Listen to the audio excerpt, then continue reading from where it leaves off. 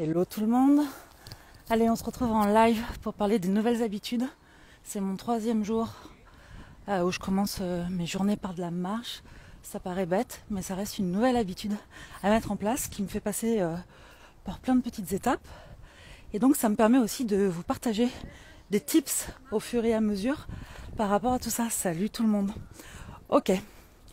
Hier, si vous vous souvenez, si vous étiez en story avec moi, je vous partageais que la première chose pour tenir une nouvelle habitude, en tout cas pour moi qui fonctionne bien, c'est de ne pas me mettre la pression avec 36 000 objectifs. Okay, là pour moi je parle de marche, mais franchement ça marche pour toutes les habitudes que vous voulez mettre en place, que ce soit perso, pro, ça fonctionne. Donc un objectif à la fois. Par exemple, avec mon exemple de la marche, c'était mon seul objectif, c'était d'enfiler mes baskets et de sortir. Même si je sors et je re-rentre, même si c'est juste pour faire le pâté de maison, il n'y a pas d'objectif de temps, de performance, de vitesse, ou surtout avec la marche, ou de je ne sais quoi. Seul objectif, sortir. Pourquoi ? Parce que en fait, à chaque fois qu'on met en place quelque chose, forcément on sort de sa zone de confort, de ses habitudes, on crée de la friction un peu, de la tension. Je vous rappelle que notre cerveau, il est calibré pour la récompense et du plaisir immédiat, pas pour être challengé. Donc forcément, lui, ce qu'il veut, c'est pouvoir négocier. Ce qui m'amène à mon deuxième tips, qui est faites en sorte de ne pas avoir de friction entre soi et le passage à l'action. Je m'explique. Tu m'entends pas ? Vous êtes plusieurs à pas m'entendre ? Dites-moi si vous m'entendez, parce que si vous m'entendez pas, c'est un peu con. Dites-moi, je vais attendre vos réponses.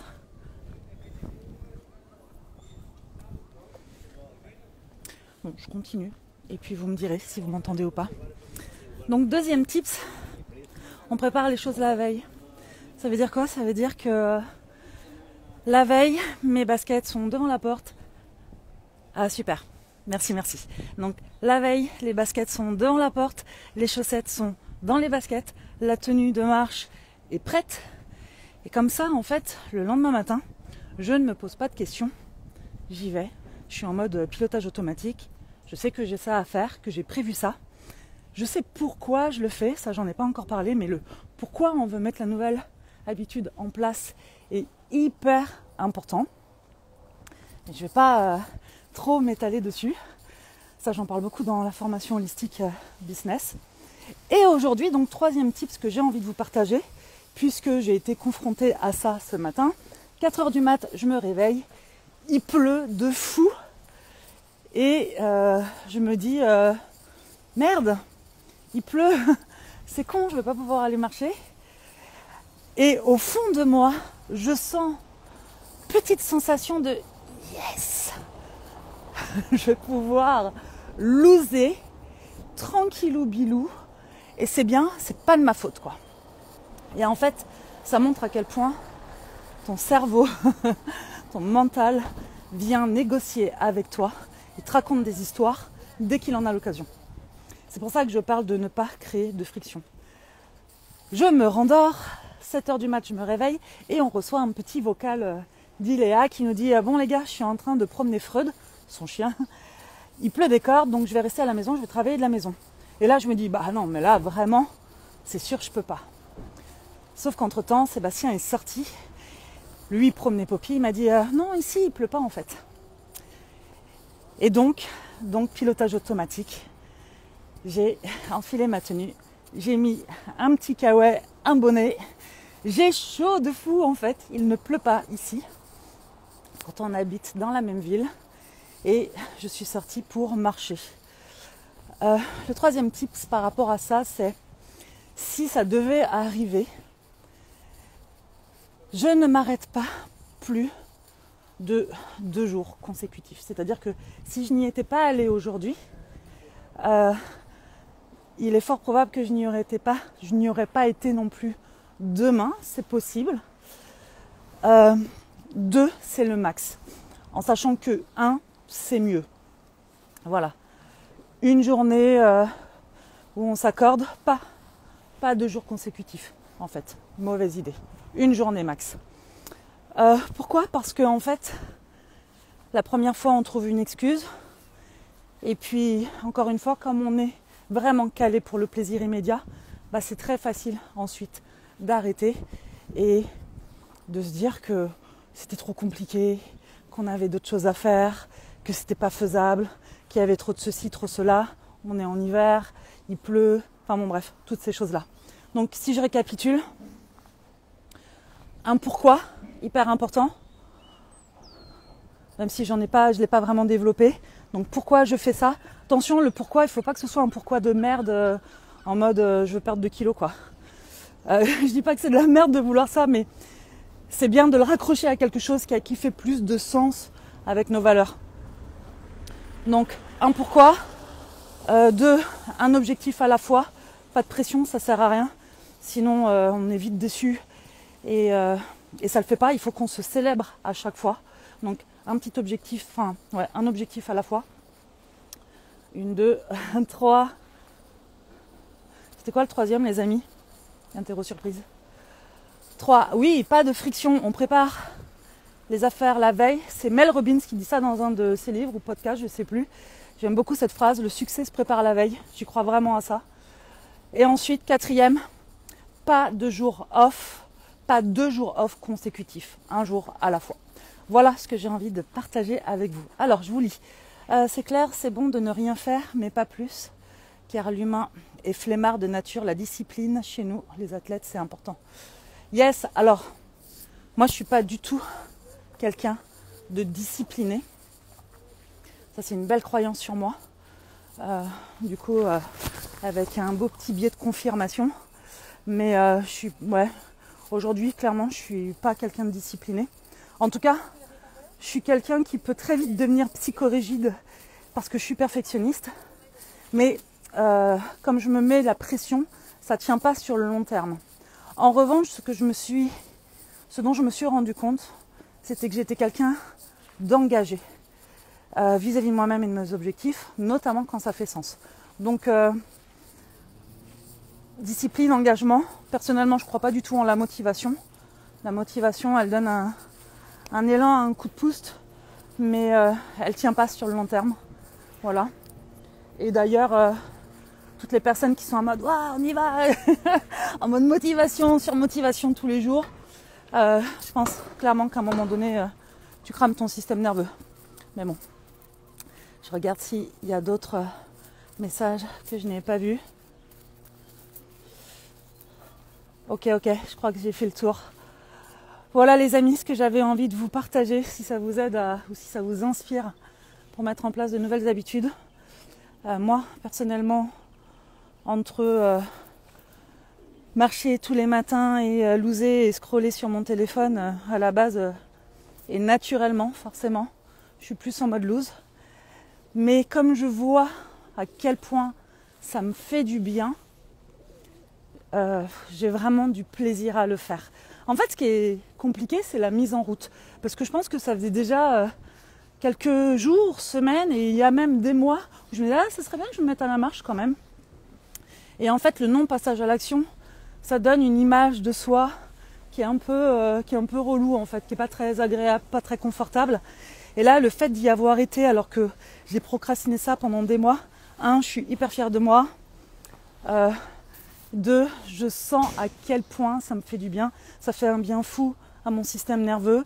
Je le vois avec ma bague connectée que mes journées sont vraiment très différentes pour mon corps dans sa manière de gérer le stress. Donc c'est très très chouette. Puis généralement le lendemain, j'ai hâte d'y aller quoi. Quand il pleut pas et que j'ai pas une petite occasion de dealer avec moi-même. Alors, yes, le succès se prépare la veille, c'est ça. Mel Robbins qui en parle, j'aime beaucoup cette phrase, je la reprends souvent. L'engagement, ça me parle, idem, la motivation, c'est fluctuant. Yes, carrément. Comptez pas sur la motivation. Bonjour, moi c'est sophro le matin, musique vibratoire, je n'ai plus de voiture, je suis en vélo ou à pied, donc je te comprends. C'est un bien-être le sport. Yes, carrément, carrément. D'ailleurs, on en parlait avec Iléa. Je lui disais putain, on devrait arrêter de dire que les 3 piliers santé, c'est alimentation, sommeil et sport. Parce qu'en fait, au-delà du sport, c'est pas le sport, c'est le mouvement, en fait, qui est important. Le mouvement, vous voyez. Donc, parce que quand on parle de sport, on a l'impression que... Et moi, je faisais partie de ces personnes-là. Je me perds. Ah non, c'est bon. J'ai aucun sens d'orientation, par contre. J'avais l'impression que c'était genre, faut se cramer, faut que j'aille courir. Si je cours pas au minimum 45 minutes, c'est peine perdue. Enfin voilà, il faut un peu en chier, quoi. Un truc, même quand je faisais du yoga, je me disais, bon, allez, 1 heure, 1 heure et demie de yoga, ou du power, enfin voilà. Et en fait, bah non. Parce que à chaque fois, ce que j'ai fait, c'est que j'ai fait ça. Hein. Je tenais pas dans le temps. Parce qu'en fait, j'étais éclatée. Parce que j'ai une vitalité qui est basse. Depuis les traitements que j'ai pris, depuis l'opération, j'ai une vitalité qui est trop basse. Donc un système nerveux hyper fragile, qui s'emballe pour la moindre mouche qui pète. Donc en fait... je dois trouver cet équilibre, cette harmonie pour moi, quelque chose qui est adapté pour moi, qui me permette d'être en mouvement, de me faire du bien, tout en prenant soin de moi, sans forcer en fait. Donc voilà, pour moi, alimentation, sommeil, c'est hyper important de mettre un focus sur le sommeil et mouvement. Vous pouvez dire sport si vous voulez, mais je trouve que mouvement, c'est pas mal parce que vous prenez quelqu'un qui a une activité, enfin qui a un boulot physique toute la journée, qui est en train de marcher toute la journée, qui est en train de porter des trucs. En fait, le gars ou la nana, si elle va pas faire du sport le soir en rentrant, j'ai envie de dire que c'est pas un problème. Alors peut-être qu'elle a envie de le faire pour décharger, parce qu'on est d'accord que psychologiquement, c'est pas la même chose. Mais en réalité, au niveau du corps, il y a eu du mouvement, quoi. Et on est fait pour être en mouvement. On n'est pas fait pour être immobile. Je sais pas vous, mais moi, depuis que j'ai créé Somasoa, c'est juste une horreur. Je passe mon temps, le cul assis sur ma chaise de bureau, sur mon canapé ou par terre, ou allongé avec mon PC. Bref, toutes les occasions sont bonnes pour rester immobile. Et j'ai vu à quel point mon corps et ma santé s'est dégradé. Alors c'est pas la seule raison, mais petit à petit, au fil du temps, l'air de rien, ça s'est dégradé. Je vois que vous avez des petits messages. Merci Sandra Timothy. Cool. Je rappelle, hein, motivation, c'est juste une impulsion. Donc maintenant, on va chercher ce qui, toi, va te donner envie d'être engagé. Je fais en fonction de mon énergie. Si je suis trop fatiguée, marcher me fatigue encore plus. Ouais, je comprends. Complètement. Ça, c'est vraiment le plus important, d'être à l'écoute de ça. Et moi, en fait, je veux vraiment prendre cette habitude parce que j'ai quand même une forte tendance. D'ailleurs, Iléa et Sébastien hallucinent parce qu'eux ont besoin vraiment de sortir tous les jours.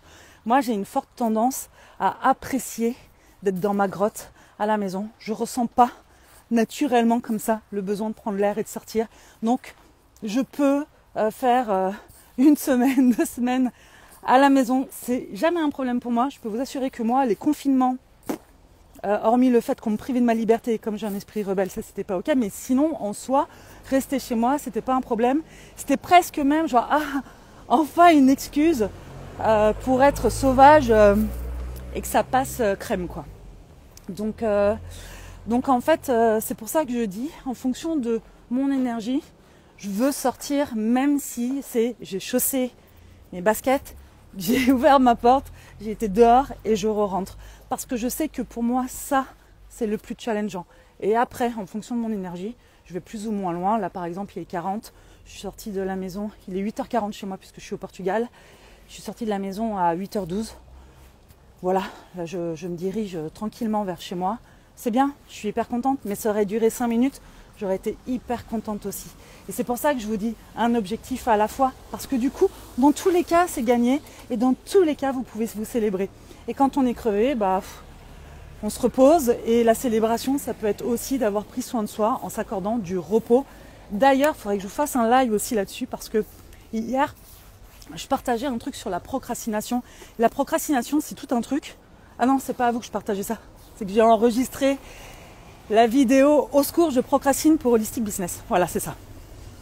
En fait, On a tendance à tout mettre sous le mot procrastination, dès qu'on ne fait rien, dès qu'on se repose. Mais en fait, le repos est nécessaire. Et c'est pas parce qu'on ne fait rien ou qu'on se repose qu'on procrastine forcément. Donc la procrastination est souvent en lien avec le jugement et les impératifs que nous on se met. Ah, désolée, j'arrive dans cette zone de travaux qui est juste à côté de chez nous, bien sûr. Sinon, c'est pas drôle. On attire les travaux, nous, partout où on va. D'ailleurs, je vous montre un petit peu l'état de la rue. Ah ouais, comme ça. Voilà, l'état de notre rue. Tout ça en plein tournage. Ça a commencé pendant notre tournage vidéo. Je peux vous dire qu'on était ravis, les amis, et on s'en est très bien sortis. Alors, question. Tu marches combien de temps? Bah, là, depuis 3 jours, je marche entre 40 et 45 minutes. Mais comme je te le disais, j'ai pas du tout d'objectif de temps. Si je marche, si un jour je suis un peu plus fatiguée et que je marche que 15 minutes, c'est ok pour moi. Grâce à toi, je me suis rappelée. Attendez. C'est mon accueil quand je rentre. Salut ma doudoune. Alors, clairement, elle n'est pas du tout contente parce que je vais marcher sans elle. Quand je vous disais le moins de friction possible, hier, je l'ai emmenée marcher. Hello. Hier, je l'ai emmenée marcher avec moi. Et en fait, je kiffe marcher avec elle, mais en laisse, c'est juste relou. Et ici, on n'a pas l'accès facilement tout de suite à la plage, ni de forêt. Donc, en fait, je suis obligée de la mettre en laisse. Et c'est pas agréable parce que, bah voilà, elle tire, elle a envie d'être libre, elle aussi. Donc, ça, c'est vraiment mon moment pour moi, tant pis. Je deal avec ma culpabilité, parce que forcément, je veux lui faire plaisir. Mais c'est comme ça. Alors, j'ai vu d'autres trucs. Grâce à toi, je me suis rappelée d'avoir des moments de rien. Ah, cool. Cool. J'ai fait un live, je crois que c'était la semaine dernière, sur le fait de ne rien faire, de réapprendre à ne rien faire. Parce que je suis toujours en train de faire quelque chose. Je vous dis que j'adore la loose, et c'est vrai, hein. Mais ce que je mets dans le mot loose, c'est en fait, je déteste quand il y a des trucs. Est-ce que je suis de retour avec vous? Yes, désolée, je suis rentrée à la maison, du coup, je suis passée sur le Wi-Fi, donc ça a dû couper. Je sais pas trop ce que ça a donné chez vous, chez moi, ça a coupé. Donc je disais oui, le truc de ne rien faire. Moi qui aime beaucoup la loose, mais en fait, j'ai tendance quand même à être toujours en train de faire un truc. Même quand je me dis, bon allez, là je ralentis, je vais faire un truc juste pour moi. Bon bah je vais faire une respiration en conscience, je vais méditer, je vais faire du mouvement, je vais faire je sais pas quoi. Enfin, je suis toujours en train de faire un truc en réalité. Donc juste, des fois, m'allonger dans mon espace, sur mon tapis, respirer naturellement sans me prendre la tête et regarder les petits oiseaux qui passent par la fenêtre, c'est chouette. Et je me suis rendu compte à quel point un truc qui est normalement, qui pourrait sembler hyper naturel, ne rien faire, et plus facile, c'est pas si simple en réalité. C'est bien parce que je vous parle de deux choses qui pourraient paraître très contradictoires ou opposées entre remettre en place une nouvelle habitude et s'y tenir et apprendre à ne rien faire. Waouh, j'adore, elle est très belle cette rue, malgré les travaux. Yes, on est content de là où on vit, c'est très agréable. Ne rien faire par choix, c'est bien, mais ne rien faire à cause de soucis de santé, eh bien, ce n'est pas bon pour le mental. Ouais, honnêtement, probablement. Moi, je sais que j'ai des soucis de santé. Franchement, c'est la galère parfois. Il y a des jours, effectivement, où... ça m'arrive moins maintenant, mais il y a eu des jours où j'étais figée au lit, je ne pouvais pas bouger à cause de douleurs et tout ça. Ça m'a jamais empêché sur le long terme de faire ce que j'avais envie de faire, mais je crois aussi que ça va dépendre de plein de choses, de ce que tu as, effectivement, ça va dépendre de ton état d'esprit, de comment tu conçois les choses. Il n'a jamais été question pour moi que mon état de santé m'empêche de me sentir libre de faire des choses. Ça me ralentit plein de fois, et souvent je dis à Iléa et Sébastien, putain, si j'étais en pleine forme, vu déjà tout ce que je fais, si j'étais en pleine forme, ce serait la folie. Mais en même temps, je me dis que c'est peut-être pas pour rien que mon corps me ralentit parfois. J'ai une grosse envie de repartir. Mon ex est à la garde de ma fille. J'aimerais travailler ailleurs, mais je culpabilise de la laisser là avec son père. Ok. Quand je me pose, je ressens beaucoup cette envie de partir malgré tout. Ça me met mal à l'aise, le boulot, logement bloqué ici. Alors, on va pas en parler là, mais moi, je crois vraiment à cette notion de choix qu'on fait. D'ailleurs, on a créé, je crois que c'est dans le premier pilier d'Holistic Business, une série de vidéos sur la notion de choix, comment faire des choix conscients, comment, voilà, tout ce qui se joue derrière le fait de faire des choix, tout ce qu'on peut se raconter aussi, où est-ce que c'est, pourquoi on a peur autant de prendre de mauvaises décisions, de se positionner, c'est quoi l'avantage de ne pas se positionner, tout ça j'en parle dans Holistic Business.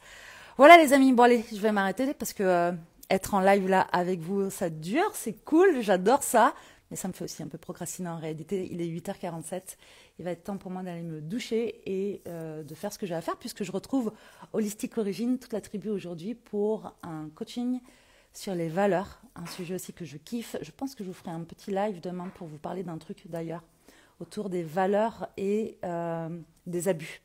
Des abus dans nos relations plus ou moins proches. Parce que ces derniers temps, j'ai eu quelques appels de personnes différentes autour de ça. Je pense que ça peut vraiment être intéressant de vous partager ça. Dites-moi si ça vous intéresse. Et je vous rappelle, pour ceux qui ne sont pas encore inscrits, qu'il y a la masterclass offerte 4 piliers pour s'épanouir et développer son business qui aura lieu le mardi 27 février à 20h. Donc rejoignez-nous, il y a le canal Telegram aussi où on partage nos coulisses, nos pensées, tout ça. Je vous embrasse, je vous souhaite une belle journée et je vous dis à très vite.